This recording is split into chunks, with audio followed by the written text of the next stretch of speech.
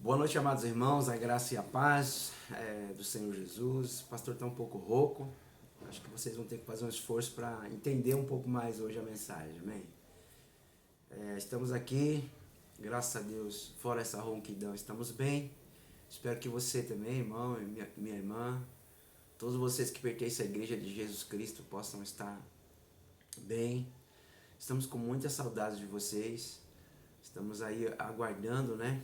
Em quarentena, em oração para que a situação do nosso país ela possa melhorar, né, irmãos? Não deixe de orar, não deixe de buscar o Senhor. Eu convido você nessa noite a vir hoje, a parar agora o que você está fazendo para a gente refletir na palavra do Senhor. Eu quero convidar você a fechar os seus olhos. Nós vamos orar nesse instante.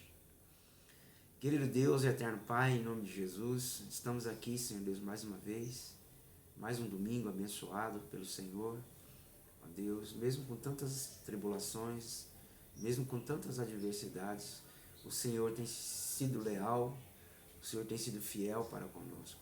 E nos ajude na mesma proporção, Senhor Deus, a sermos assim, fiéis e leais ao Senhor. Toma a tua igreja, o teu povo, que neste momento vai ouvir a tua palavra, que eles possam ser edificados e que eles possam ser, ó Pai, cheios do teu Espírito Santo. Perdoa os nossos pecados, as nossas falhas, Senhor, porque nós somos pecadores, reconhecemos que sem Ti nada podemos fazer. E oramos agradecidos que onde essa mensagem chegar, para quem for ouvir, possa edificar a vida de pessoas. Nós oramos em nome de Jesus. Amém e amém. Queria convidar você então a abrir sua Bíblia no livro de João, no capítulo de número 20. Nós vamos ler a partir do versículo 1 ao 9. Mas antes eu quero fazer uma pergunta para você, meu irmão, para você, minha irmã. Hoje nós queremos trabalhar o seguinte tema: o que fazer quando tudo parece perdido? Nós estamos vivendo momentos que chega a ser nesse nível de pensamento. Parece que tudo está perdido, parece que nós não estamos vendo um novo horizonte, nós não estamos vendo uma luz aí no fim do túnel.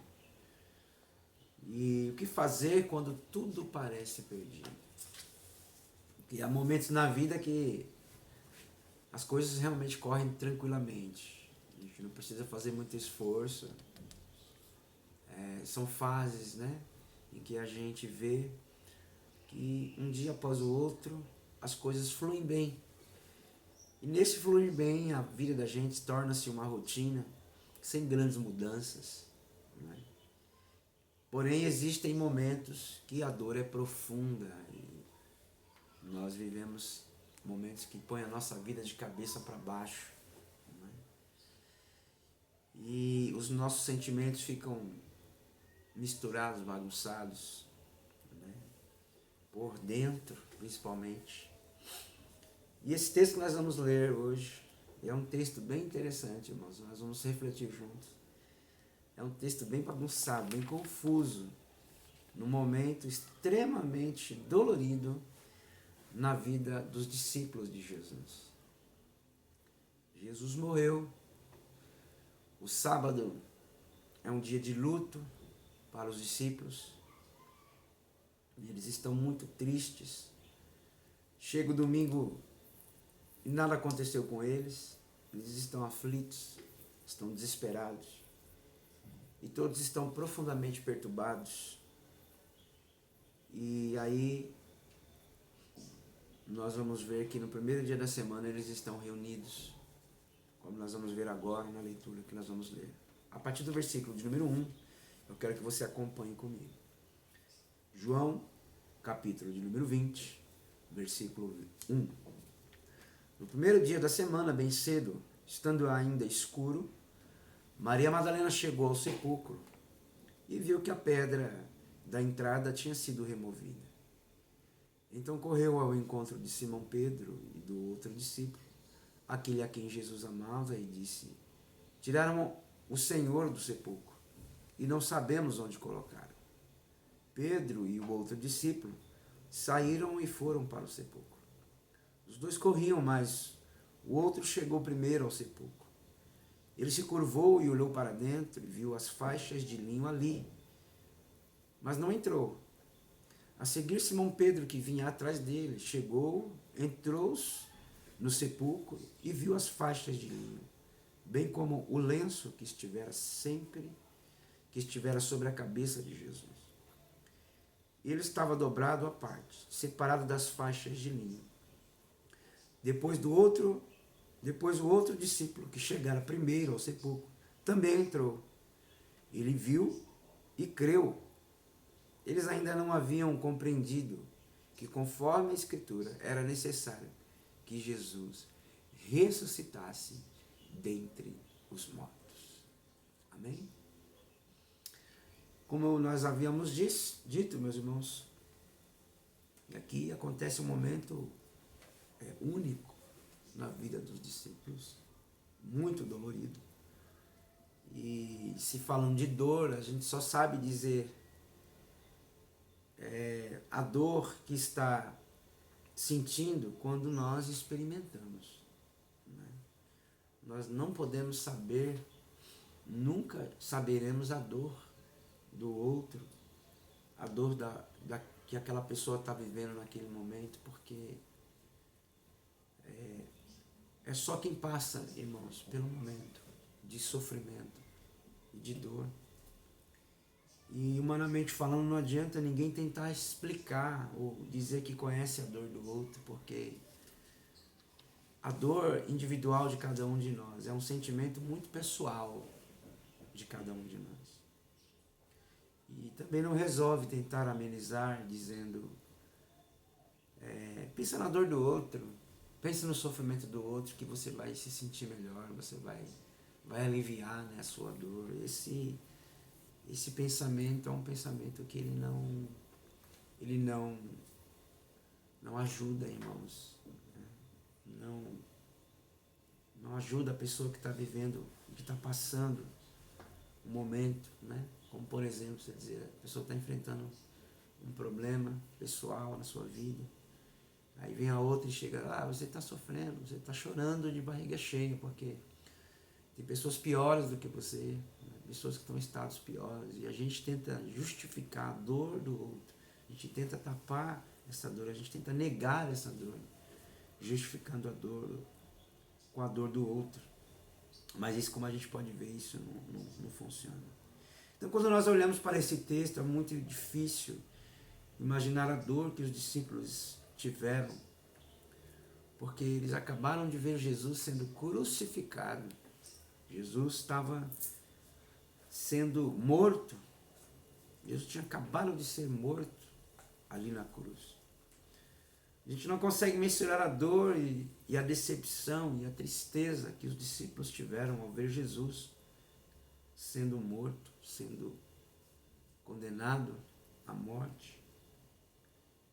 E eles entraram em choque. Hoje nós sabemos pelo que Jesus morreu, mas até então a gente não sabia, né? A gente não tinha ideia. Hoje nós sabemos, hoje a Bíblia nos relata, a Bíblia vai nos dizer que Jesus morreu pelo meu pecado, pelo seu pecado, pelos nossos pecados. Mas uma pergunta que deve ser feita é o que ou quem causou a morte de Jesus? Por que mataram Jesus?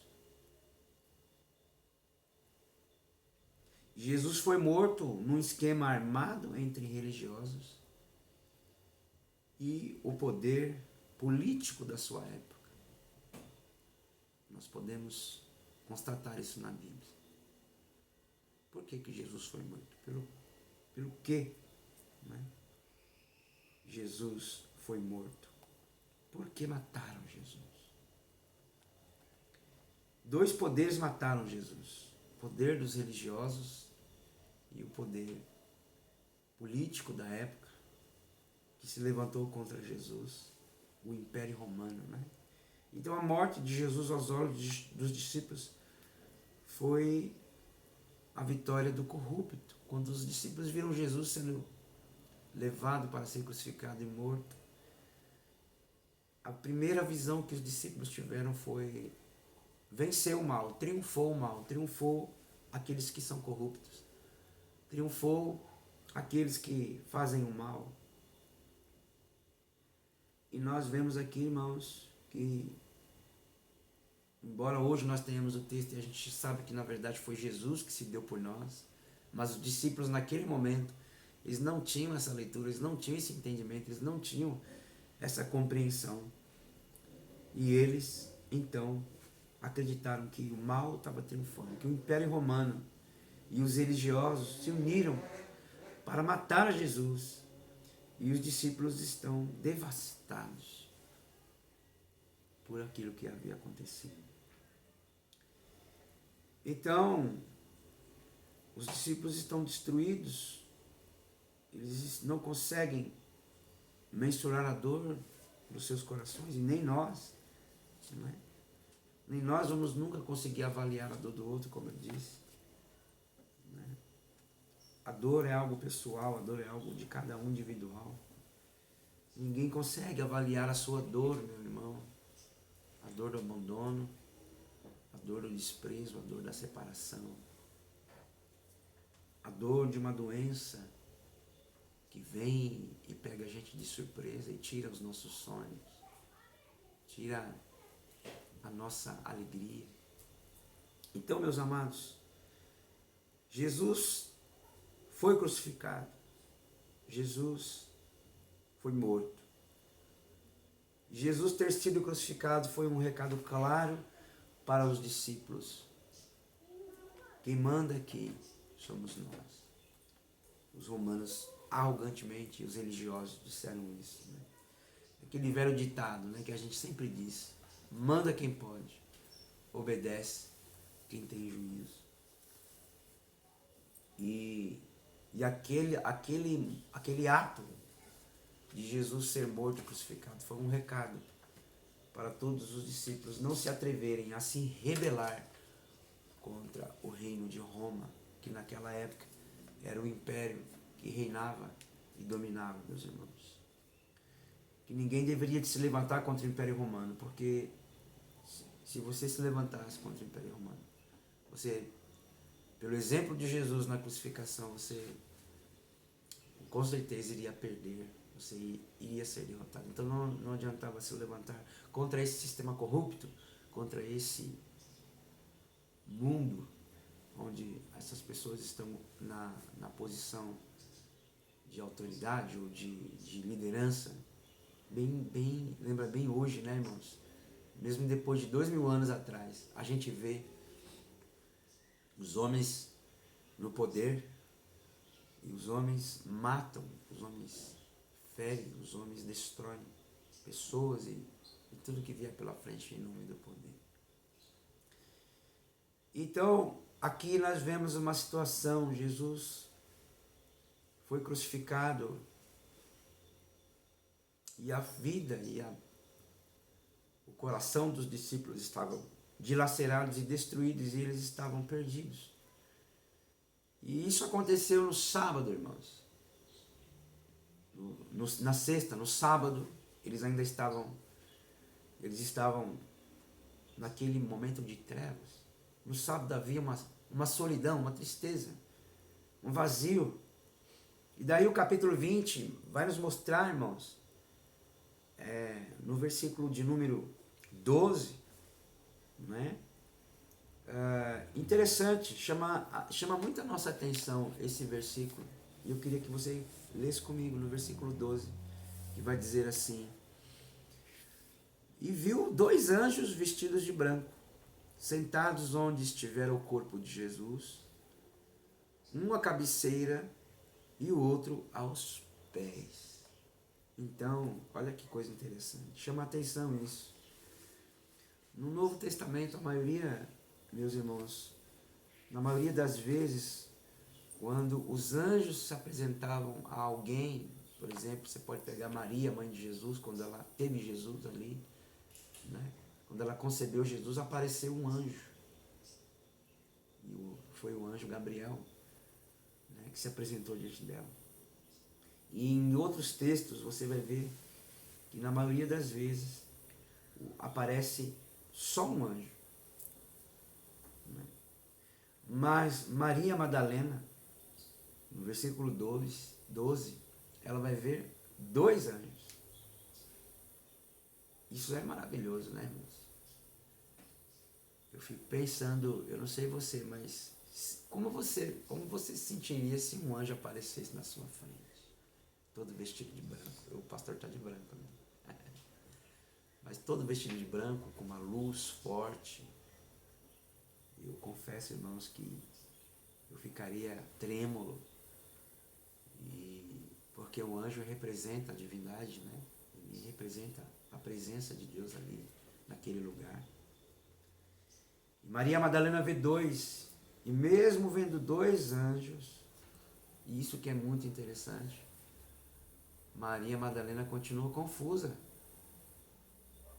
Mesmo diante de 2 anjos, ela ainda está em crise. E o que o texto quer nos dizer, irmãos, é que quando a gente está muito triste, quando a gente está muito ferido, quando a gente está muito destruído, devastado por dentro, como os discípulos estavam pela morte de Jesus,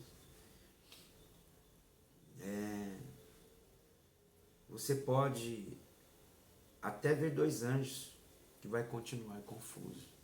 Ou seja, você está vendo ali, né, um ser celestial, mas você ainda não está compreendendo direito o que está se passando, o que está acontecendo. Então ela não consegue perceber nada por conta dessa confusão na sua cabeça. A pedra está removida. Eles chegaram lá no sepulcro onde Jesus tinha sido colocado. Os lenços estavam dobrados. Uma coisa interessante isso. O reino de Deus é algo muito maravilhoso. Mostra no detalhe a organização. Eles chegaram ali, encontraram os lenços estavam dobrados, à parte, separados, né? E isso a gente vê no versículo de número 7, né? Que vai dizer, bem como o lenço que estivera sobre a cabeça de Jesus, ele estava dobrado à parte, separado das faixas de linho. Coisa linda isso, irmãos, um detalhe impressionante da Bíblia. E então eles estão aqui, eles viram isso, e ela está confusa diante dos fatos, porque Pedro fala uma coisa, João fala outra, os apóstolos falam outras coisas. Todos eles, na verdade, nesse momento estão confusos. Aquele evento foi uma catástrofe na vida deles. Foi algo que, se eles pudessem apagar da memória deles, eles com certeza iriam apagar. Né?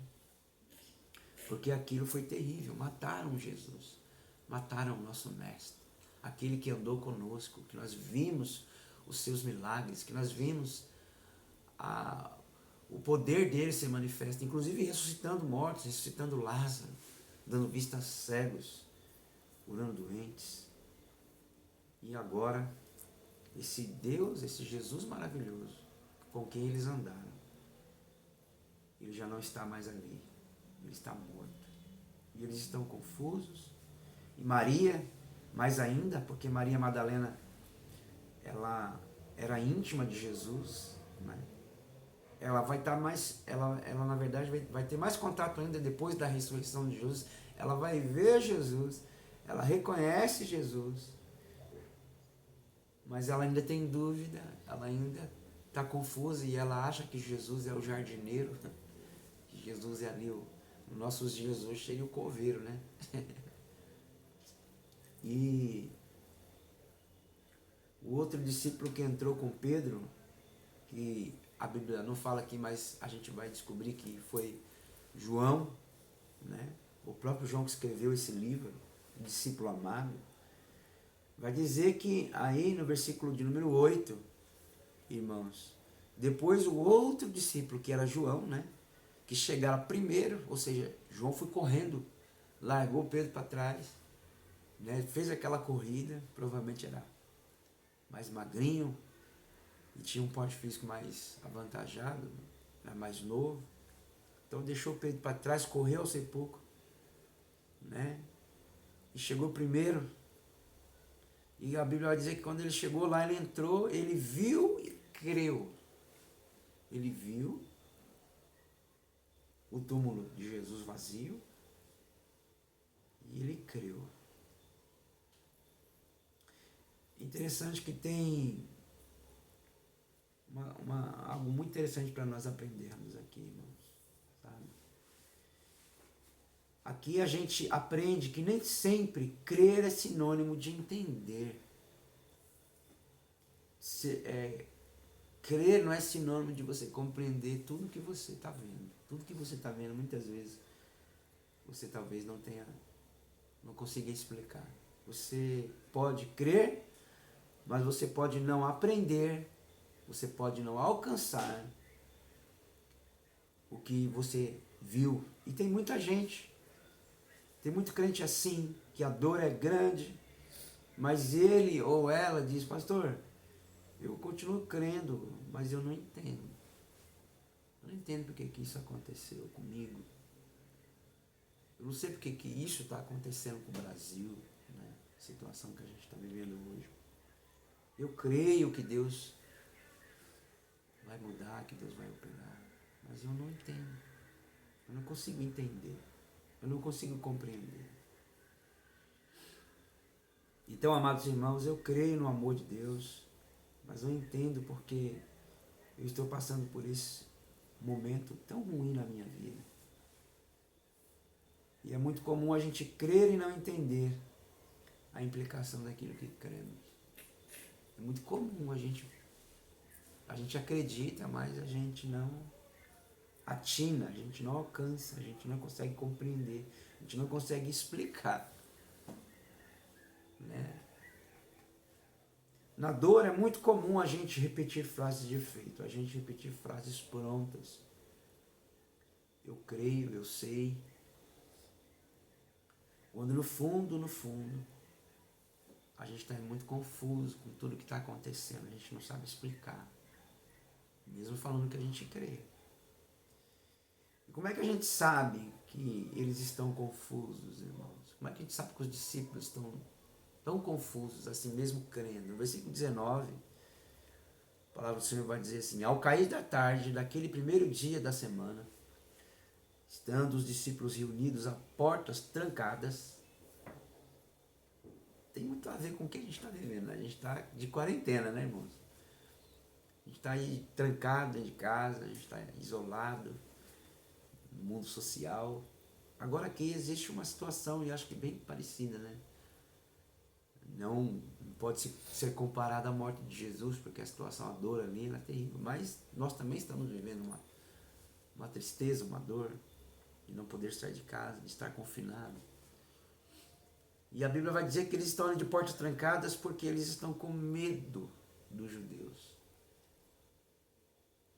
Eles estão com medo. No fim do domingo, os discípulos, no versículo 19, estão de portas trancadas com medo dos judeus.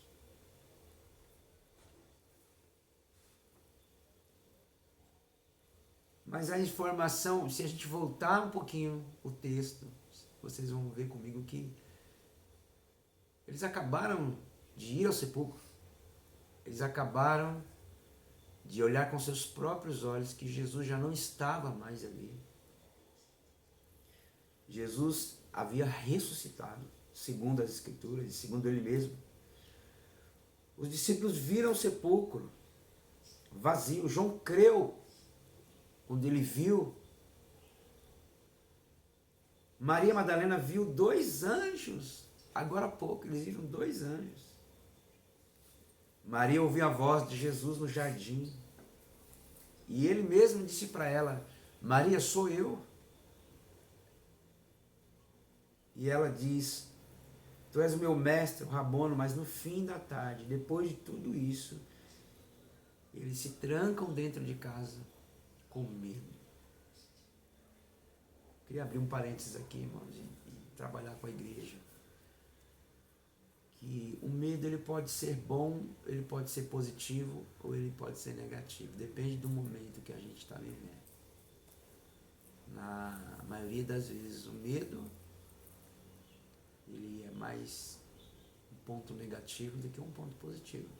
Porque o medo interrompe sonhos. O medo faz a gente retroceder. Ou o medo faz a gente estacionar na nossa vida. Vou te perguntar para você, meu irmão, você está com medo? Está com medo dessa situação? O que vai dar no Brasil, no mundo? Muitos têm falado que é a volta de Jesus, eu já disse isso para vocês, que é apenas o princípio. A gente tem esse relato bíblico lá em Mateus, no capítulo 24. Né? E os discípulos estão com medo, mesmo depois de terem visto tudo que eles viram. Por isso que eu disse para vocês, né? Interessante isso, é algo muito, muito confuso, porque não era para eles estarem assim, irmãos. Eles viram o sepulcro vazio, eles não encontraram. Embora eles ficaram assim, nossa, roubaram o corpo de Jesus, né? Eles estão abalados. Quando a gente está abalado, irmãos, a gente fica confuso. É natural a gente duvidar e não crer. Porque eles estão pensando que roubaram o corpo de Jesus. Eles não conseguem lembrar de tudo que Jesus falou, que ele iria morrer, mas que no terceiro dia ele ia ressuscitar. Não é? Então eles viram tudo isso. Eles vivenciaram todo esse poder, esse milagre de ver o túmulo vazio. E no fim da tarde, depois de tudo isso, eles estão com medo.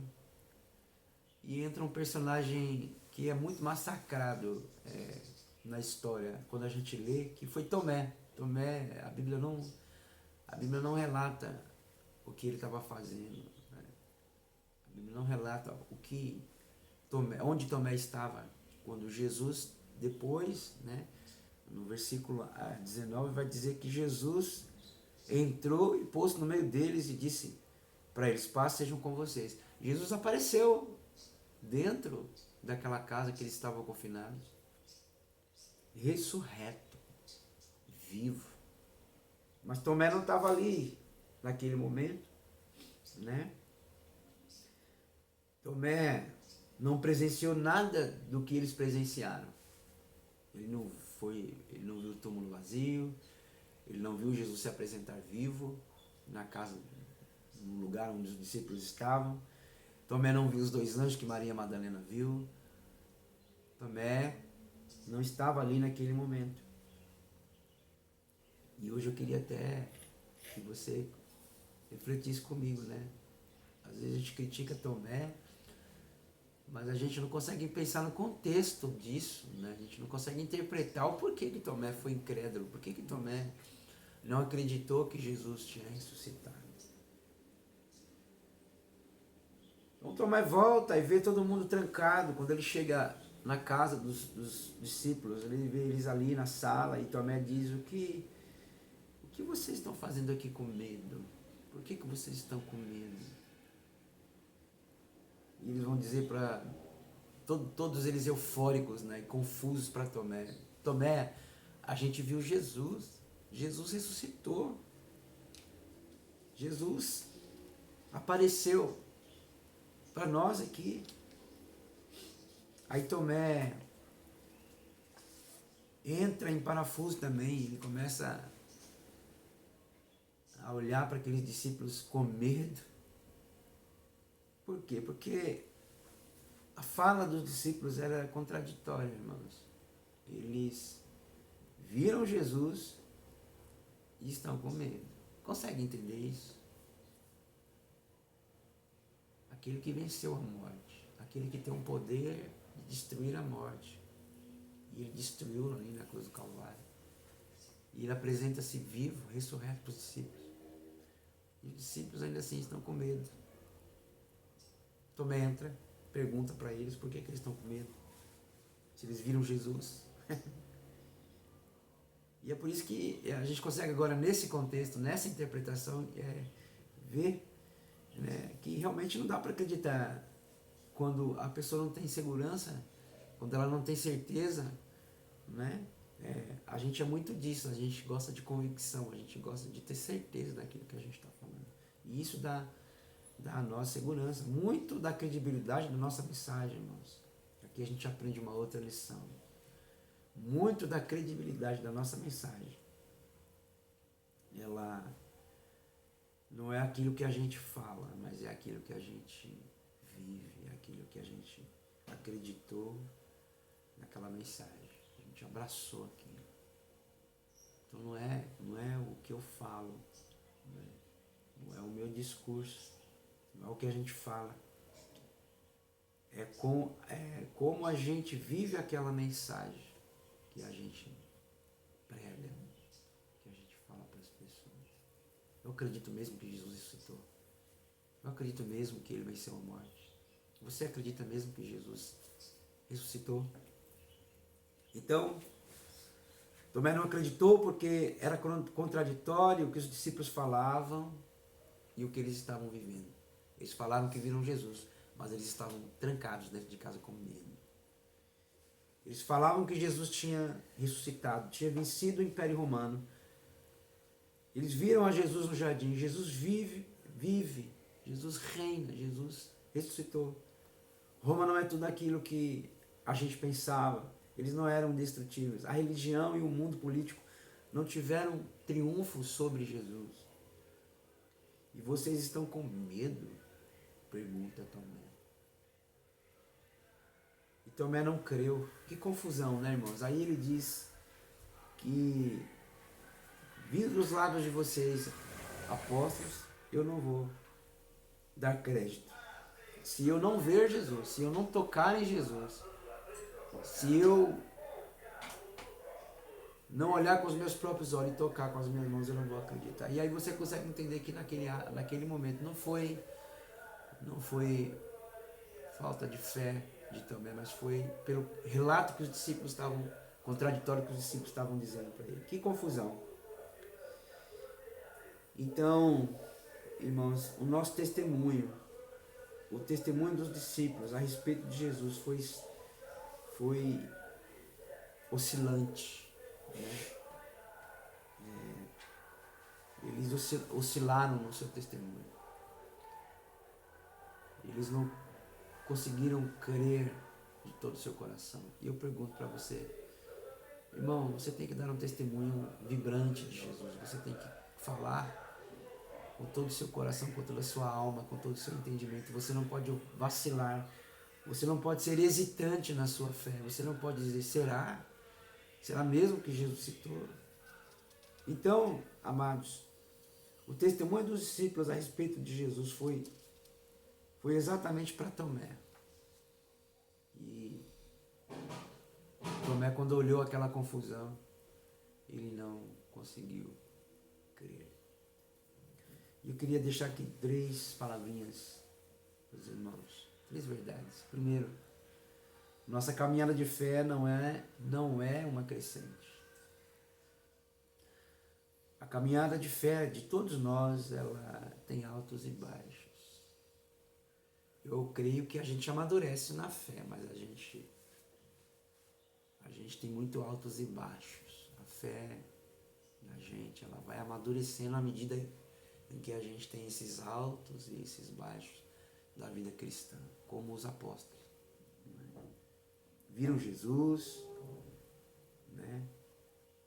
Passaram pelo que passaram, mas oscilaram, né, na sua fé. O texto fica claro, Maria Madalena que viu Jesus, né, depois ela se sentiu perdida. Pedro e João viram o túmulo vazio, depois eles hesitaram novamente. O grupo dos discípulos estão com medo dentro de casa. Essa ideia, essa pregação no mundo evangélico que nós estamos vivendo hoje, que diz para você que você só vai subir, que você só vai ter vitória, que você só vai ter triunfo na sua vida, isso não é verdade, meus irmãos. O crente passa por luta, o crente fica doente, o crente pode pegar o vírus do corona e morrer, inclusive, como também Deus pode livrar. Mas o crente não está livre. O crente, ele passa assim, irmãos, pelo estreito, pela dor. Os discípulos estão experimentando uma dor aguda que não se pode explicar, que não se pode mensurar. Então haverá momentos em que você vai pensar que Deus te abandonou, sabia? E a gente não pode negar e não pode omitir isso, né? Muita gente fica criando uma falsa espiritualidade. Não, eu vou passar, eu eu vou vencer isso, eu vou. E nega a dor, e nega o sofrimento, nega o choro, né? Mas a verdade é que tem dias que o céu parece que é de bronze. A gente não escuta Deus. A gente não ouve a voz de Deus. A gente vai ficar confuso. E até às vezes a gente vai ficar incrédulo como Tomé, irmãos. Mas a boa notícia mesmo é que eu duvidando, Deus continua o mesmo. Isso é maravilhoso, né, irmãos? Mesmo duvidando, mesmo você duvidando, Ele não te abandona, Ele não nos abandona. Essa é a boa notícia que eu tenho para dar para você nessa noite. Como é que você está, meu irmão? Está se sentindo abandonado? Não está vendo perspectiva de algo novo acontecer no nosso país, na sua vida? As portas fecharam. Deus não te abandonou. Deus não se esqueceu de você. Aleluia, glória a Deus. Deus continua o mesmo. Mesmo que eu tenha perdido a visão de quem Deus é por conta da minha dor, do meu sofrimento, Deus está ali do meu lado, do seu lado. Então, não negue a realidade. Seja você mesmo. Quando você estiver mal, diga, estou mal. Você não é um super-homem, você não é uma mulher maravilha. Você tem dias que você tem vontade de você largar tudo e sumir. É ou não é? Tem dias que você dá vontade de largar tudo, irmãos. E esquecer que você é um crente. E aí Jesus entra na sala e aparece, surpreendentemente, e se apresenta a Jesus na frente dos discípulos. Jesus se apresenta aos discípulos. Isso é lindo, né? Jesus entra na sala e quando ele vê aqueles discípulos medrosos, podemos até dizer covardemente, porque eles viram Jesus ressuscitado, eles viram o sepulcro vazio. Apareceu 2 anjos para Maria Madalena. Eles estavam ali acovardados dentro daquela casa, daquela sala. E quando Jesus se apresenta, irmãos, olha só que coisa linda, coisa maravilhosa, é muito forte isso. A palavra do Senhor vai nos dizer, irmãos, que quando Jesus aparece para os discípulos, no versículo de número 19, ao cair da tarde daquele primeiro dia da semana, estando os discípulos reunidos às portas trancadas, o medo dos judeus, Jesus entrou, pôs no meio deles e disse, paz seja com vocês. Tendo dito isso, mostrou-lhes as mãos e o lado. Os discípulos alegraram-se quando viram o Senhor. O que a gente aprende aqui, irmãos? Mesmo nos faltando a fé, mesmo nós não acreditando, mesmo a gente não acreditando no poder da ressurreição de Jesus, que Ele pode fazer milagre, mesmo eu duvidando, mesmo eu sendo incrédulo, Ele não me vai me repreender por conta disso. Primeira coisa que a gente aprende aqui, meus irmãos, é que Deus, Jesus, Ele diz paz. Sabe o que a gente está precisando nos dias de hoje, irmãos? É essa paz que o mundo não pode dar. As pessoas, quando encontram cristãos que estão vivendo esse furacão que está vivendo, e vê ele louvando, vê ele adorando, vê ele ali, mesmo sangrando na dor, mesmo assim ele não para de adorar, ele não para de dar graças a Deus. Como é que pode?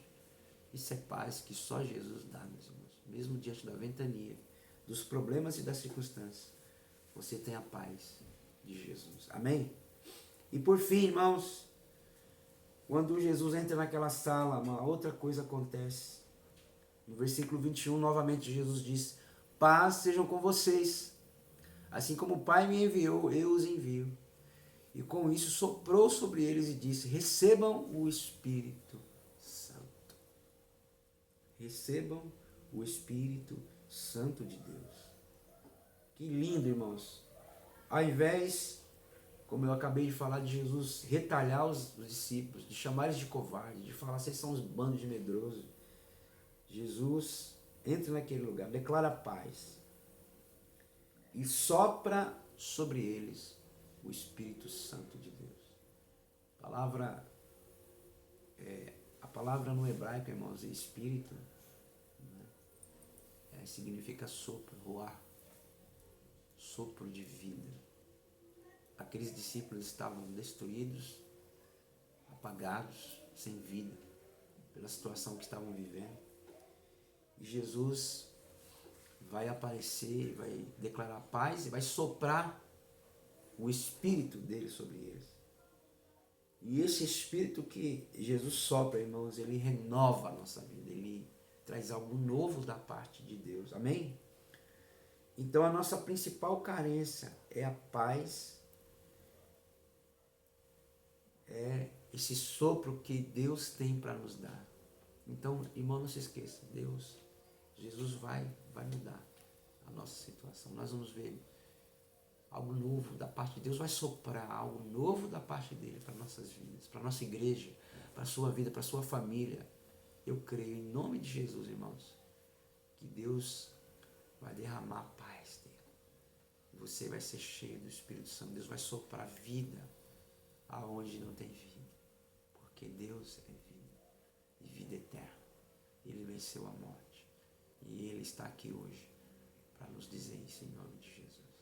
Feche os seus olhos, vamos orar, agradecendo a Deus. Pai querido, em nome de Jesus, muito obrigado, Senhor, porque mesmo diante de situações que nos fazem acreditar, Senhor Deus, que tudo está perdido, só parece que está perdido, porque na verdade, o Senhor vem nos surpreender. E eu creio que o Senhor vai surpreender a igreja dos Cardoso, vai surpreender cada crente que está triste porque não está congregando ali na igreja, não consegue ver os seus irmãos. Existe tanta coisa, Pai, que aconteceu, mas nós cremos que o Senhor é bom e que a sua misericórdia dura para sempre. Que o amor de Deus o Pai, que a doce comunhão do Espírito Santo de Deus seja sobre a igreja dos Cardoso, seja sobre o teu povo, desde agora e para todo sempre. Em nome de Jesus. Amém e amém. Meus irmãos, não se esqueça de colocar o seu pedido lá no grupo da igreja. Nós queremos orar pela sua vida. Nós queremos... você pode mandar também no WhatsApp do pastor. Eu posso estar orando pela sua vida. Que Deus te abençoe. Que você tenha um domingo abençoado e uma semana poderosa. Em nome de Jesus. Amém.